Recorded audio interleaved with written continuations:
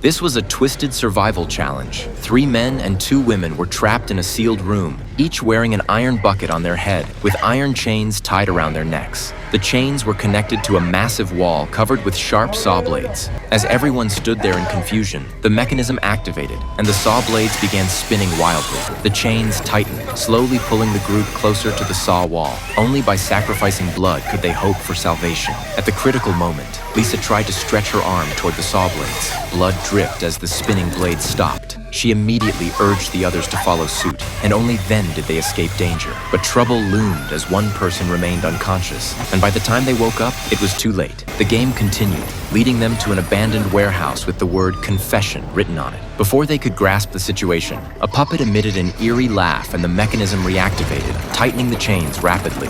Lisa quickly urged everyone to confess their mistakes. Jack said he regretted selling a motorcycle to a teenager who later died in a speeding accident. Lisa confessed she shouldn't have put the child to bed and let her husband turn over, accidentally crushing the child to death. Despite repeated attempts, nothing worked. Suddenly, Jack noticed a tape recorder on the puppet and pulled it off forcefully.